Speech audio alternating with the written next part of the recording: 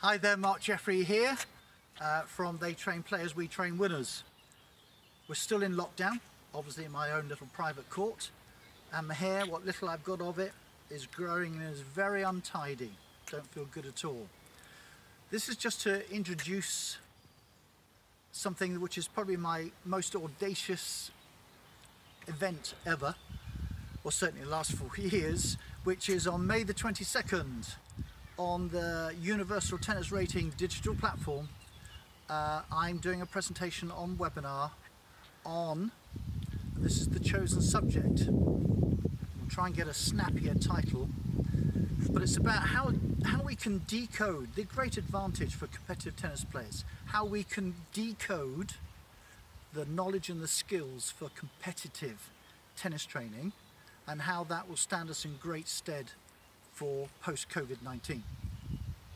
Long title, as I say, we're going to shorten it, but that is the theme. And people watching now might think I'm barking mad, but here are the reasons for.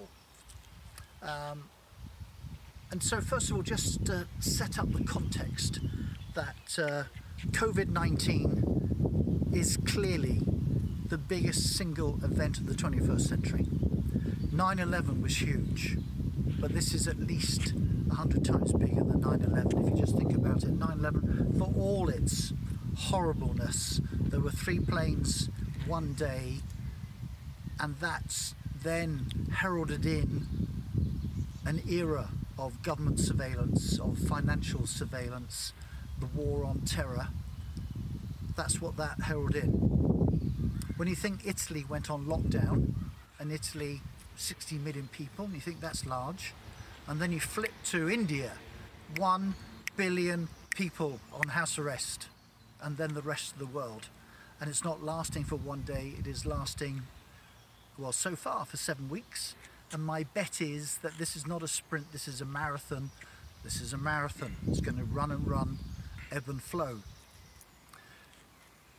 So why do I say that of all the sports, competitive tennis players have a great advantage?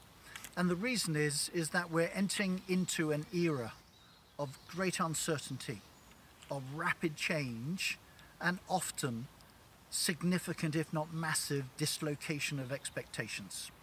So COVID, is not going to be a one-off and then we get back. No. There will be other events, COVID-like, whether it be climate change, whether it's the North-South pole flipping, whether it's any one of the exponential technologies coming in, or a COVID Mark II. There are many scenarios that depict life in the future similar to or worse than COVID. So let's just get us into our normal life. Our normal life will be uncertainty, rapid change, and dislocated expectations.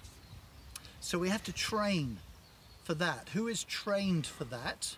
And there is lots of training for that. This is not a easy peasy one. Will be well positioned for COVID-19.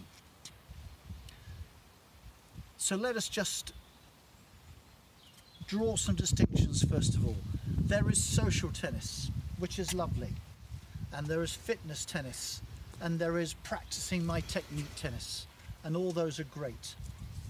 But as we know, there is a massive difference between the practice court and the match court.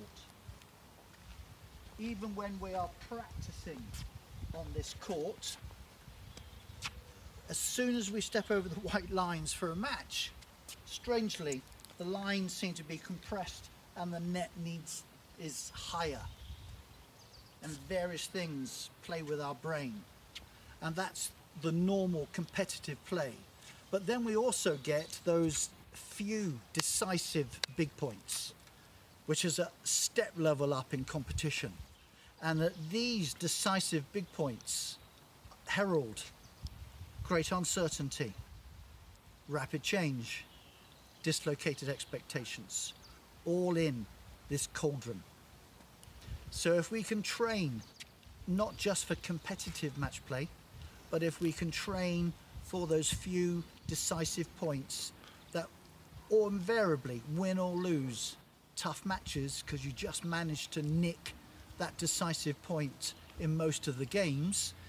If we can decode, well, what is it, knowledge-wise and actions-wise, that create this skill post-COVID-19, we can then transfer this into the post-COVID-19 world, okay? It's just like having an accident, going into a coma, and then waking up, and somebody says to you, you're SAS Special Forces, you are a piano trainer.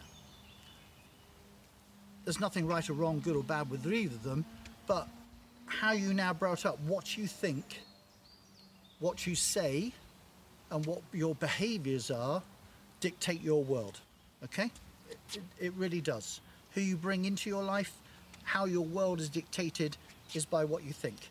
So an SAS Special Forces guy will have a different community, people in his world, different world than the piano tuner. You just will. So if you're trained in this vortex of loving uncertainty, trusting yourself, trusting your training, having certainty and concluding, you will have a different lens on the world in the future, and that is post-COVID. So hopefully I've proven my point that there is a possibility of competitive tennis training helping life and relationships and business in the future. And undoubtedly in the future there will be less employees, there will be more individual contractors and self-employed and entrepreneurs, and that suits our very individual sport of tennis. So I'm just setting up the proposition today for May 22nd presentation, that if we can decode what it takes to be a competitive tennis player at decisive points, that will really help us COVID-19. And once we've done that, the benefits to the sport are probably not immeasurable, they are significant. So if people can see that this is what competitive tennis players do, that's the life that they can lead post-COVID, I would argue that parents undecided what sport their children should do would drop them off the tennis court.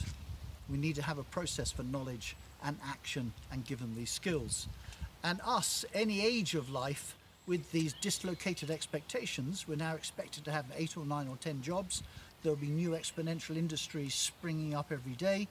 We will also take tennis training because this is not about just the love and passion of feeling the ball on the strings. This is about self and it's about life. So that's it. See you on the next video. And if you like it, subscribe, like it. Thank you.